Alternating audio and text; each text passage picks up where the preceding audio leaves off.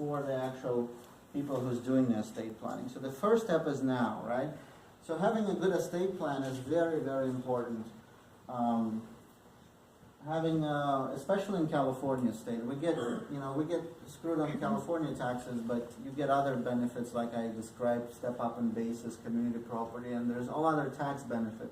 It has to be in writing, it has to be part of the living trust, and you have to name it as a community property, and it has to be titled to the community property. So even though you're living in California, and even though you have a living trust, if your house is not titled, the deed of the trust is not titled to the trust, you may not get those all these tax benefits or so. So now, let's talk about stage now. Stage now is if I'm in the hospital, I want to make sure my wife can come to my financial planner and take the money out. If I have an IRA account, which is individual retirement account, it's not a joint account.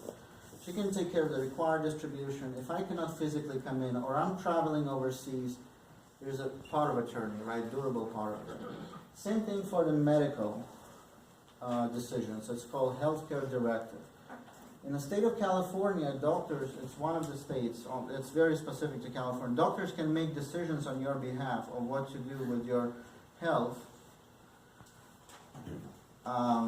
if you don't have a healthcare power of attorney, right? So if you don't have a person, so let's say I'm under drugs, anesthesia, or whatever drugs they put me, I cannot make my own decisions, and I don't have a healthcare power of attorney. My wife cannot say, okay, do this or do that, or let me transfer him to Stanford, let me transfer me to another.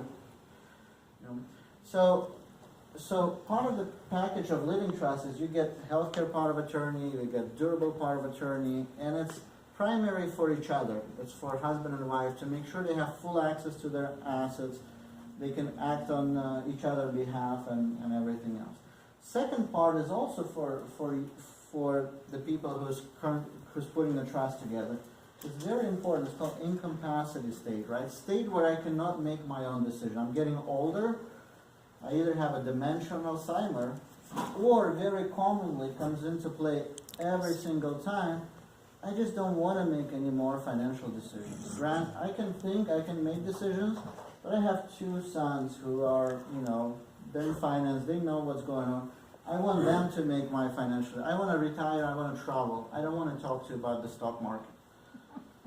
So that's where this comes into play. You can put it in writing, you can have it, and your kids can have a full authority to make decisions on your behalf. It may not happen now, but you're putting it in place that if you want to do that, then your son or your daughter steps in and they manage your finances for you. This is a pretty long stage actually. That's averaging 10 years, 8 to 10 years, some longer, 15 years, some, and then at that, very important in California state, we have 52% divorce rate, right? So do you want your money to end up at your ex-son's wife? Or, because your son can be inheriting the money and not thinking about it. They don't have a good team in place or planner who tells them, keep it separate. What they do is they take your money, they put in a family trust or joint account, or they move into the house. Now it's commingled. Mm-hmm. And then they get divorced. Now your money ends up with ex-spouse of your kids. Right?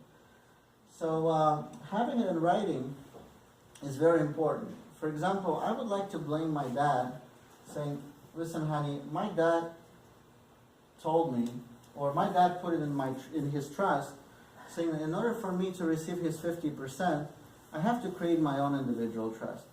It's not me who's keeping the assets separately, it's my dad's wishes, right? So he put that in the trust. So I'm blaming it on my dad to make sure that I keep inheritance separately. So if that's important to you, you have to have it in writing, you have to put in a living trust, right?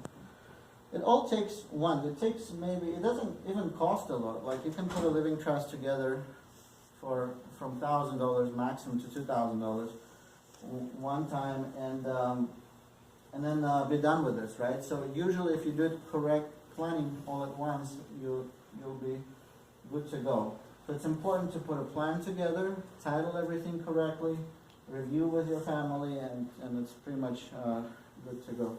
Yes, sir, you have a question. Oh, you didn't have, okay. So, all right, so I would say importance of having a living trust. Now, the one other thing that if you already have a living trust and you created before 2012, you may want to review that again. There has been big changes happen from 2012 and to now. So everybody who created their trust before that, they probably have what's called A and B trust. Is when the surviving spouse, let's say my wife in this case, will have to put half of my assets into the B trust or irrevocable trust with its own tax ID number. Literally has to get a tax ID number, create it and fund it. So she will have to manage two trusts. It was a very complicated situation before 2012. Nobody followed, but every trust was written that way, A, B, C.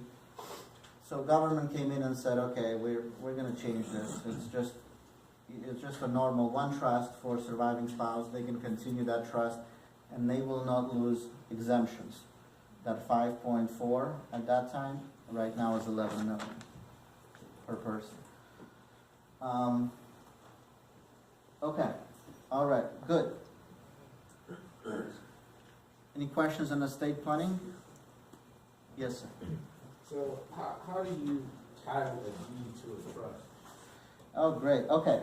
So you have a question is I have a house with the deed of me and my wife joint, and I want to title it. I now have a trust. I need to title to the trust. So usually when the lawyer, estate lawyer, puts this together for you, they will prepare a new deed for you, and you got to go to the county and record that. So they will prepare 1-page or 2-page deed. You go to the county. They do a stamp and they send you. So basically, you're just grant deeding it from you as individuals into the trust? Correct. Got it. But it's in writing and it's recorded with the county, which is the most important piece. All the changes with the real estate is all with the county recording, right? So they have all the record. I give it from me to my son, from son to me, from son to trust. Every single transaction is recorded there. So if IRS needs to go back in, they see it. It's public. It's also can be public information. So then the mortgage company have the deed? So the deed of trust is. So the ownership and the loan is two separate things. Alex taught me that, don't buy a house with you and your wife on the loan. So we bought a house under my name only, and my wife's Social Security was not on the loan. But the deed of the house was in our living trust. So the ownership is separate than what you're actually getting a loan for. So the mortgage company, right, they have a mortgage against the person, is that right, Lynn? Or, their credit, their income. So basically, the borrower is qualifying for the mortgage, but the property ownership is in the name of the trust. And that's okay, that's fine. Yes, You're it's not totally breaking any acceptable. laws.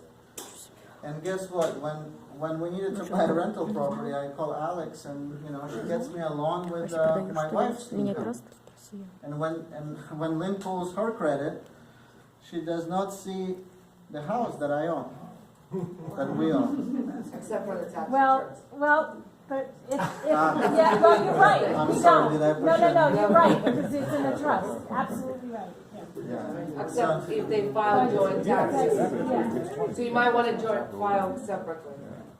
Well, yes. В случае развода. That's a little iffy. Yes, please. If my name is on that deed of trust, Okay. and my wife's isn't, but the property is held in the trust between the two of us, and I die, does the loan become due? No, as long as your wife keeps paying. Anybody can pay for your mortgage. I can step in and pay for your mortgage, but because she owns the house, it's gonna go to the trust. That's it. Okay. She can always refinance. I do a lot of refinances for divorces Yeah. and for people who pass away. Yeah, we had a client a couple of years ago whose husband passed away. She did not know anything about finances. It was Grant's client, and went through a whole refinance with her and put the house in her name or the trust name. Plus, got her a bunch of money, cash out, you know, and she didn't have any income, by the way, because her husband was taking care of everything. She didn't know what she was doing. Her husband was taking care of everything. But because Grant managed the money that was in the trust, he is able to write a letter for the lender saying that they have X amount of money and they have a draw each month. So she was qualifying based She was on the qual- assets. She was qualifying based on the assets. Thank you, Lynn. So this is what happens when you have a powerful team. Can I ask you a question? Yes, please. If you don't put your home in the trust and you have children and you die, Oh, the yeah. state take, it go through probate. Yeah. Probate. It will go Probate. anything over 100,000. So the question is, if you have a home and you don't have a trust and you die and you have children, what happens? So it goes through probate, yes. If you have an individual ownership and you die, it goes to the state of California. 9 months process, public process. And Very painful. and guess what? The state attorneys, they see that because it's public. They start calling your kids, your neighbors, whoever they can find Stuff. to see if they say, well, we'll get a piece of that. So there are fees associated with probate that a state pays. And it's a pretty painful process, but you know, that's what happens if you don't have a living trust. And who has control on the house this period of time, 9 months or 10 months? They assign an executor, or you know, and then that person is. Who's responsible for taxes? Who gets income if it's rental? The state gets an income, State?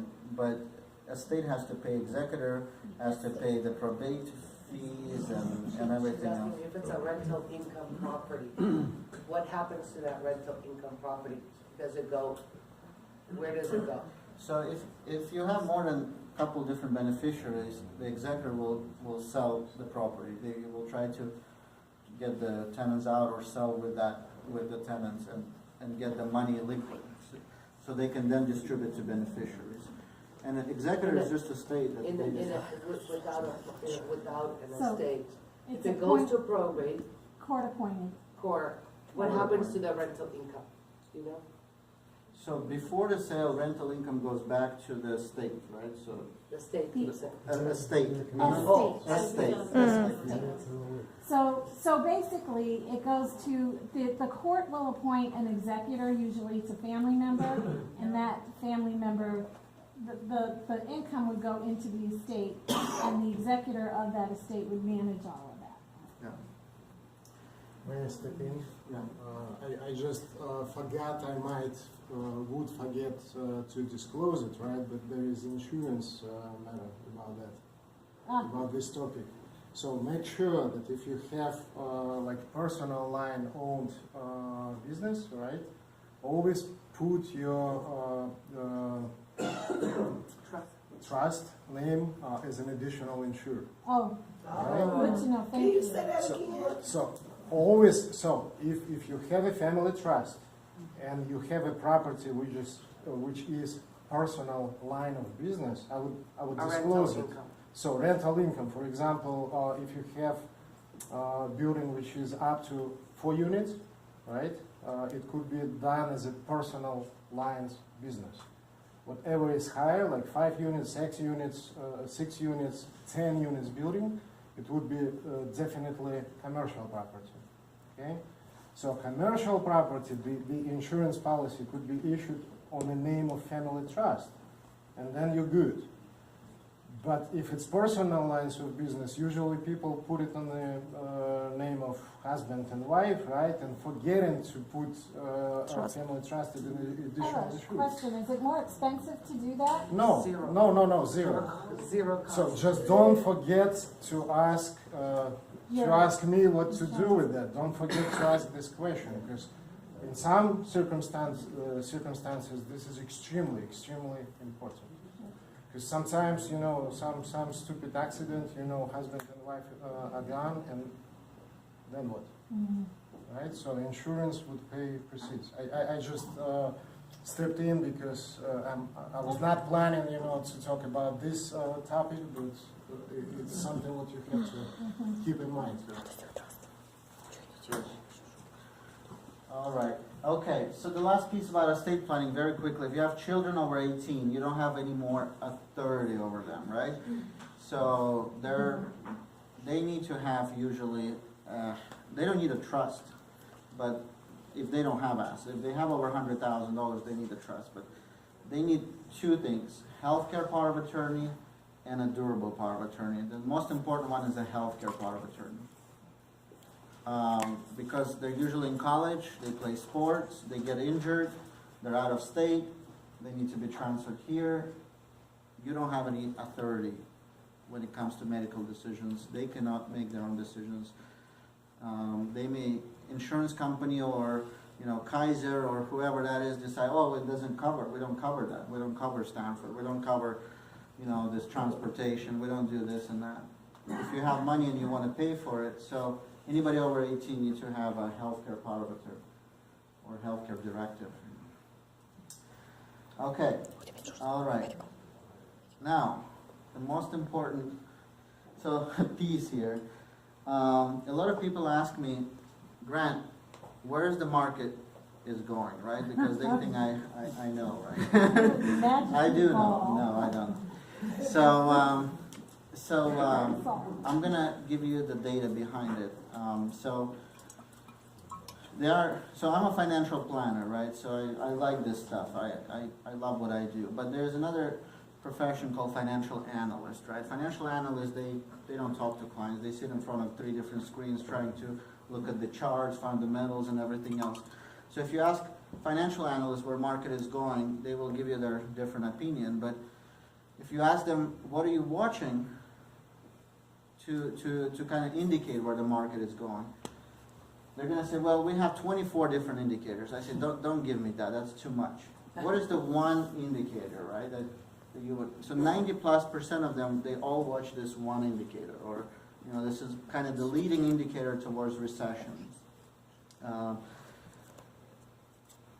It's called a yield curve, right? The spread between the 10-year and the 2-year treasury, right? So if the 10-year treasury pays right now 3%, and the 2-year treasury right now pays 2.95%, right? Or 2.9, just as an example. So the spread between two is only 0.1. So as an investor, why would I buy 10-year treasury if I can buy 2-year treasury and make almost the same amount of money? So the normal spread between the 10 and 2-year treasury should be around 1%. So if I buy 2-year treasury, it's 2.9, 10-year treasury will be 3.9. So that's a normal market conditions when market is going. Every time the spread goes down or breaks that and becomes what's called inverted yield curve, where you have 2-year treasuries paying more than a 10-year treasury, which where are we at right now? 3 to 6 months we have a recession. This is 2008 recession, this is tech bubble recession, 89 and 81. So you can see here that, this is end of 2017. Right now we're right at the 0.1. It could be there for a long time. We don't know. It could be there for another 6 months, a year, and it may even go up like it did here.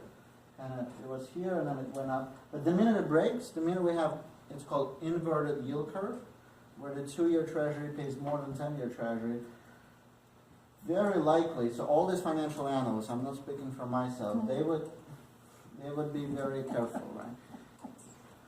I'm not going to get into details why we have a recession.